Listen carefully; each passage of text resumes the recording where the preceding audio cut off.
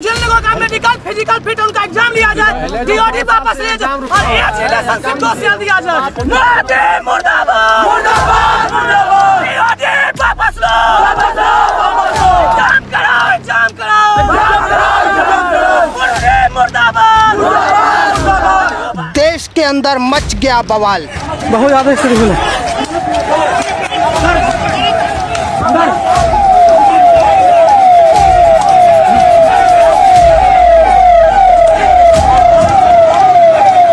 अग्निपथ योजना लेके आएंगे तो हमारे जो नौजवान हैं, जो हमारे फौज के भाई हैं, उनका भविष्य अंधकार में होगा और तीनों फोर्सेस के साथ खिलवाड़ कर रहे हैं, उसकी मैं कड़ी भर्त्सना करता हूं। मैं कहना चाहता हूं प्रधानमंत्री जी से, जिस देश का सैनिक अपने भविष्य को लेकर असुरक्षित हो, उस देश की सुरक्षा के लिए वो किस मनोबल से अपनी आहुति देगा।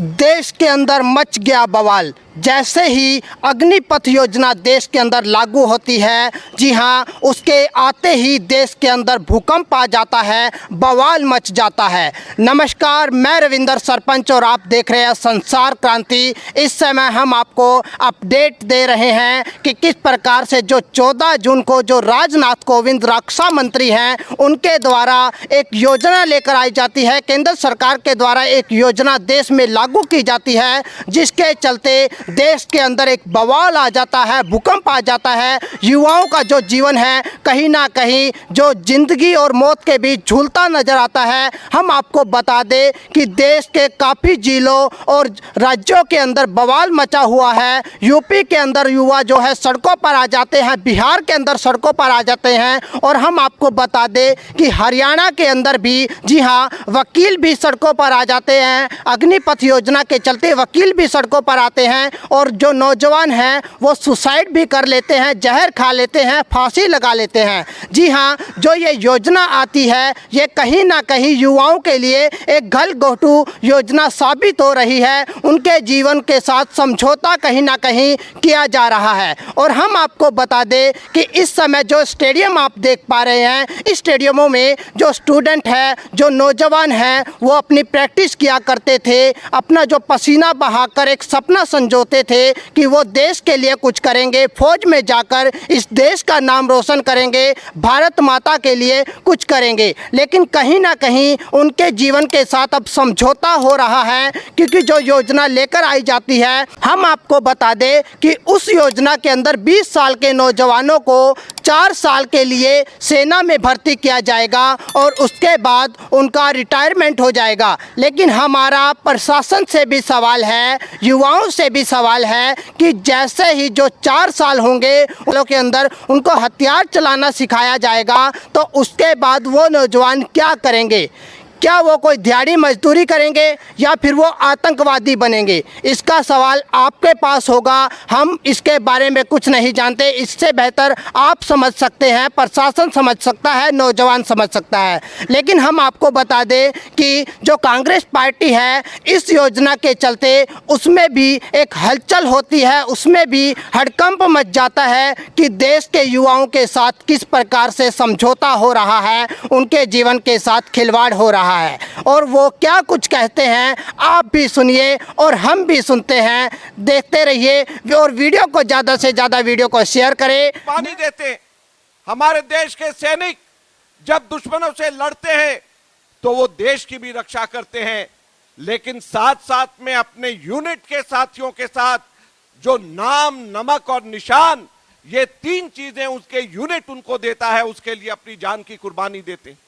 और ये ठेके के ऊपर सेना में भर्ती जो केवल 6 महीने की ट्रेनिंग के बाद में कर दिया जाएगा, इसके अंदर ना तो कोई यूनिट होगा, ना नाम, नमक और निशान के साथ में उसके प्रति प्रतिबद्धता होगी। और इसलिए जो हमारे सेना के अंदर जो भर्ती करी जा रही है, ये हमारे देश के सीमाओं के लिए भी ठीक नहीं होगा। किसी भी प्रकार से अगर हम देख लें, हमारे देश के अंदर अभी केवल 46,000 लोगों को इसके अंदर भर्ती मिलने वाली। 46,000 के अंदर से 34,000 को 4 वर्ष के बाद में निकाल दिया जाएगा। मात्र 11-12 हजार लोग सेना के अंदर नौकरी पाएंगे और इन सब लोगों को जब निकाल दिया जाएगा, ना इनको पेंशन मिलेगी, ना ग्रेचुइटी मिलेगी, कुछ भी नहीं मिलेगा। मात्र 30,000 रुपए उसमें से भी 9,000 रुपए कट करके इनको मिला करेंगे, तो ये पैसा जो तनख्वाह इनको मिलेगा ये हमारे 4th क्लास एम्प्लॉय से भी कम पैसा इन लोगों को मिलेगा। तो अब हम पूछना चाहते हैं कि जब हमारे सैनिकों को मोटिवेटेड होना चाहिए, हमारे सैनिकों को अपने भविष्य के प्रति आश्वस्त होना चाहिए, जब हमारे सैनिकों को हर तरीके से देश के प्रति समर्पित होना चाहिए सब चीजें भूल करके, तो ऐसे सैनिक जिनको यही पता नहीं होगा कि 3 साल के बाद वो नौकरी में रहेंगे या नहीं रहेंगे, जिनको तनख्वाह मात्र 30,000 रुपए मिलेगी, जो ठेके के ऊपर होंगे, तो किस तरीके से वो पूरी ताकत के साथ अपने देश के लिए पूरे समर्पण के साथ में लड़ पाएंगे। तो इसलिए आज ये जरूरी है कि स्कीम को हम लोग ये कहते हैं कि वापस लें, सब लोगों से चर्चा करें, और चर्चा करने के बाद में हम सब लोगों की मांग है कि सरकार इसको अभी वापस ले, सब लोगों से बात करके कोई ऐसी स्कीम लेकर के आए जो सबके लिए अच्छी हो, हमारे देश की सुरक्षा के लिए अच्छी हो। अंत में मैं आज धन्यवाद करना चाहूंगा हमारे तमाम लोगों को जिन्होंने अग्निपथ जैसी एक योजना जो कि युवाओं के साथ धोखा है, उसके लिए सारा कांग्रेस नेतृत्व यहाँ पर एक साथ खड़ा नजर आ रहा है। बहुत बहुत धन्यवाद। जय हिंद, जय भारत। मैं जो है आर्मर्ड कोर में, आर्मी में मैंने 8 साल नौकरी करी है, और बताना चाहूँगा कि हमारी ऑफिसर्स की ट्रेनिंग 1.5 साल की होती है। जो शॉर्ट सर्विसेज है के लोगों की जो ट्रेनिंग होती है 9 साल होती है, और जो हमारे नॉर्मल जो सैनिक हैं उनकी भर्ती 1 साल होती है, और उसमें उनको दिया जाता है कि 15 साल तक आप नौकरी कर सकते हैं, और 15 साल तक स्वेच्छा से आप नौकरी छोड़ेंगे, उसमें उनको पेंशन भी मिलती है, सारे बेनिफिट्स मिलते हैं, और आर्मी ऑफिसर्स को 20 साल तक के बाद पेंशन मिलती है। लेकिन मुझे बड़ा ताजुब है कि पिछले 3 साल से भर्ती नहीं हो रही है।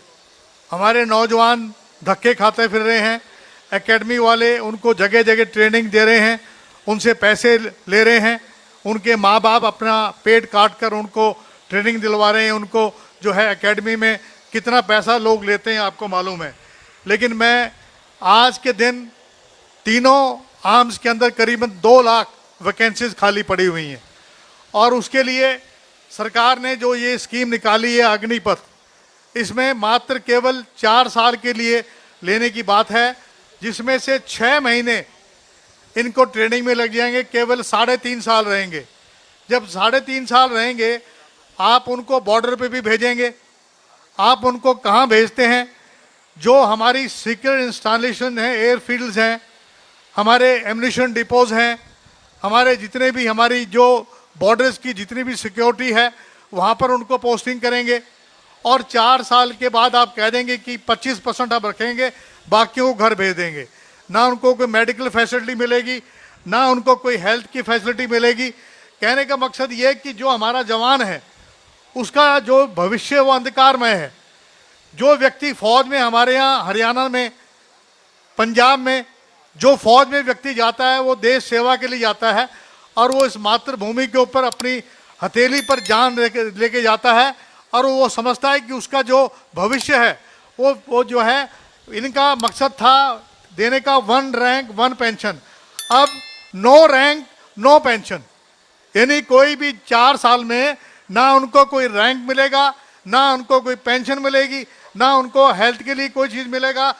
कहने का मकसद ये है कि उनका जो जीवन है वो अंधकार में है। आज देश पूरा जल रहा है, विपक्ष पे आरोप लगा रहे हैं। आप मुझे बताइए, उत्तर प्रदेश में, बिहार में, आंध्र प्रदेश में, साउथ में, हरियाणा, पंजाब, सब जगह यूथ जो है लामबंद है। ये किसी के उकसाने से नहीं हुआ है। जो नौजवान है वो बहुत ही इस बात से दुखी है, कुंठित है, क्योंकि उनको लग रहा है कि उनका भविष्य जो है अंधकार में होगा। मेरा केवल एक ही बात कहने की बात है कि जो राहुल गांधी जी ने कहा था कि लॉकडाउन से नुकसान होगा, नुकसान हुआ। उन्होंने कहा था कि नोटबंदी से होगा तो नुकसान होगा। उन्होंने ये कहा था कृषि बिल लेके आओगे तो नुकसान होगा। और आज भी हमारी कांग्रेस पार्टी कहती है कि अगर आप अग्निपथ योजना लेके आएंगे तो हमारे जो नौजवान हैं, जो हमारे फौज के भाई हैं, उनका भविष्य अंधकार में होगा। तो जो बात हम पार्टी कहती है उसका कोई एक संदेश होता है, और मैं समझता हूँ आज जो हमारे हाई कमांड के लोगों ने, खास तौर से मुझे फक्र है कि मैंने फौज में काम किया। मुझे इस बात का फक्र होता है कि मैं एक उस सेना का अधिकारी हूँ रहा जिसकी वजह से हमारा देश आज अखंड भारत है, उसकी वजह से हमारा देश आज सुरक्षित है। उस देश के फौज के साथ ये और तीनों फोर्सेज के साथ खिलवाड़ कर रहे हैं, उसकी मैं कड़ी भर्त्सना करता हूं और उम्मीद करता हूं कि सरकार इस योजना को वापस लेगी। और हमारा एक ही संकल्प है कि हम युवा लोगों के साथ हैं और हमें उम्मीद है कि इस योजना को वापस लेंगे ताकि हमारे जो नौजवान हैं जो भर्ती हों उनका भविष्य उज्जवल रहे। उनकी अगर शादी भी हो जाती है अपने बच्चों को पाल सकें, उनको 1 रैंक 1 पेंशन मिले, ये मैं चाहता हूं, ये मैं कहने आया था। मैं अपने भूतपूर्व सैनिकों के साथ हूं, खड़ा रहूंगा और मैं समझता हूं उनकी कुर्बानी जो है हम कभी भूल नहीं सकते हैं। धन्यवाद सभी को राम राम। हम मांग करना चाहते हैं इस सरकार से कि तुरंत प्रभाव से अग्निपथ योजना को रद्द किया जाए, ये हमारी मांग है। हम मांग करते हैं इस सरकार से, हम मांग करते हैं प्रधानमंत्री जी से, रक्षा मंत्री जी से कि देश के युवाओं से माफी मांगी जाए। जिस प्रकार से 3 साल से भर्ती नहीं हुई और बेरोजगारों की फौज खड़ी हो गई देश में, हर घर में एक नौजवान, आज इस स्थिति के लिए कोई जिम्मेदार है तो प्रधानमंत्री जिम्मेदार हैं, इस स्थिति के लिए कोई जिम्मेदार है तो रक्षा मंत्री जी जिम्मेदार हैं और सरकार को माफी मांगनी चाहिए देश के करोड़ों युवाओं से 3 साल से भर्ती ना होने के लिए भी। और अग्निपथ जैसी योजना जो पूर्णतः देश की सुरक्षा व्यवस्था के लिए घातक साबित भी हो सकती है, देश के युवाओं के भविष्य के लिए भी घातक साबित हो सकती है और राष्ट्र हित में भी जो घातक साबित हो सकती है, ऐसी योजनाएं लेके आए। इसके लिए केवल वापसी से काम नहीं चलेगा। हम मांग करते हैं कि ये वापसी के साथ साथ माफी मांगे। इस धरने पे मैं विशेष तौर से धन्यवाद देना चाहता हूं कि आज ऐसी परिस्थिति में पूरी कांग्रेस पार्टी एकजुटता के साथ इस धरने में बैठी है। देश के युवा में रोष है। आज ये समझना हमें पड़ेगा कि देश के युवा में के दिल के अंदर क्यों रोष आया है, हम क्यों मांग कर रहे हैं कि ये वापस हो।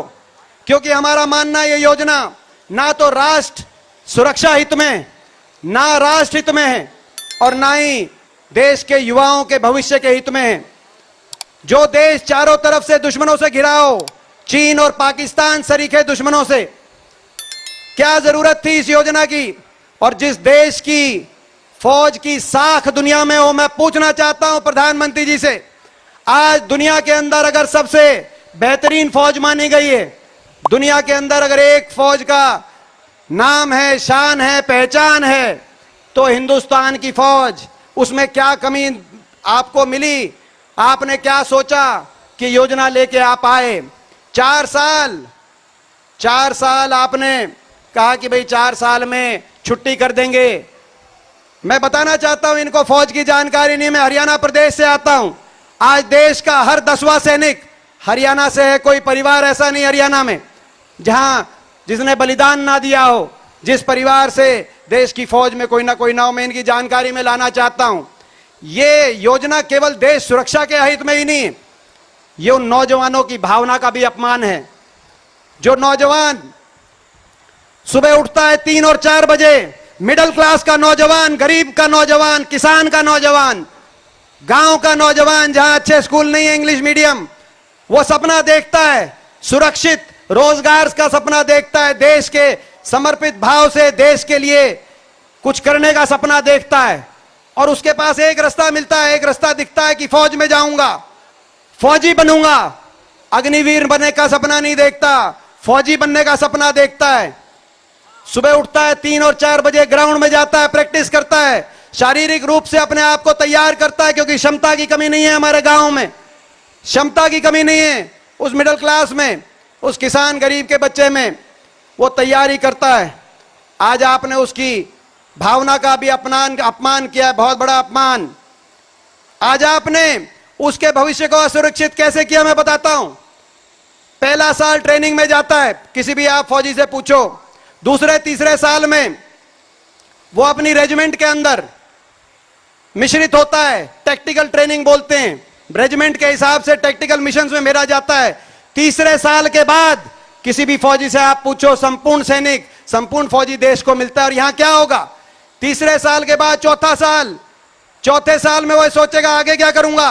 आप लोगों ने प्रेस के साथी मौजूद हैं, मैं आपसे कहना चाहता हूं, आपने भी जर्नलिज्म किया होगा, ग्रेजुएशन करी होगी, किसने इंजीनियरिंग करी होगी, 3 और 4 साल का आपने भी ग्रेजुएशन का कोई कोर्स किया होगा।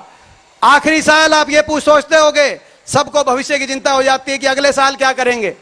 3 साल में जब वो फौजी तैयार होगा, उसके बाद चौथे साल वो अपनी भविष्य को लेकर सुरक्षित महसूस करेगा। मैं कहना चाहता हूं प्रधानमंत्री जी से, जिस देश का सैनिक अपने भविष्य को लेकर असुरक्षित हो, उस देश की सुरक्षा के लिए वो किस मनोबल से अपनी आहुति देगा, यह आपने सोचने की आवश्यकता थी। राजनीति आप करनी है, करो भाजपा वालों, हर चीज पे करो राजनीति, लेकिन देश की सुरक्षा, फौज और राष्ट्र हित में राजनीति नहीं, राष्ट्रनीति चलेगी। राजनीति मायने सर्वसम्मति से, क्योंकि ये देश की फौज सबकी फौज है। ये देश की फौज किसी पार्टी की फौज नहीं है।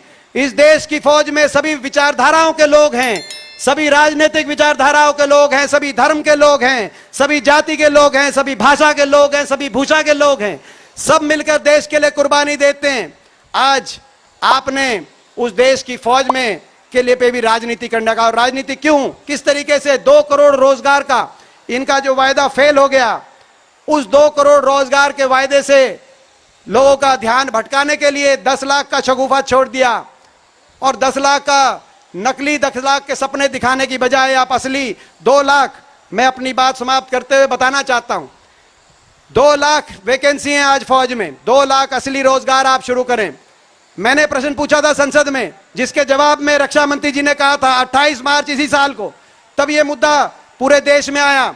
रक्षा मंत्री जी ने जवाब देते हुए कहा था 2 लाख रोजगार, और मैंने वहीं टोका था संसद में, भर्ती शुरू करो। मैं धन्यवाद करता हूं प्रियंका गांधी जी का।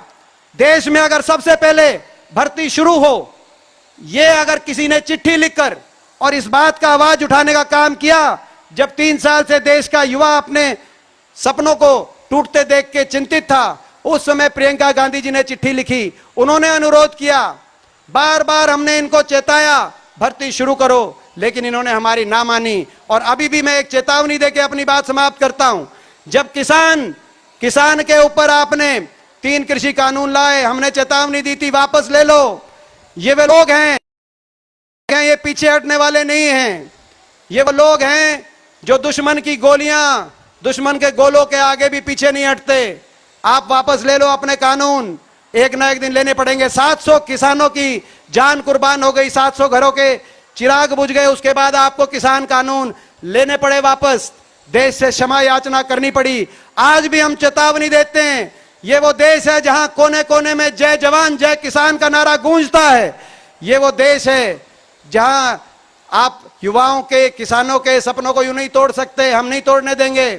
विपक्ष हैं, हम विपक्ष की भूमिका निभाएंगे। आप वापस ले लो, आप ज्यादा इसमें विलंब ना करो। मैं सरकार से कहना चाहता हूं, इनको वापस आपको लेना पड़ेगा, और जब तक आप वापस नहीं लोगे, चट्टान की तरह पूरी कांग्रेस पार्टी, राहुल गांधी जी, प्रियंका गांधी जी के नेतृत्व में चट्टान की तरह देश के युवाओं के साथ ये लड़ाई लड़ेगी। आपको ये वापस लेना पड़ेगा, यही हमारा संकल्प है। धन्यवाद, जय हिंद।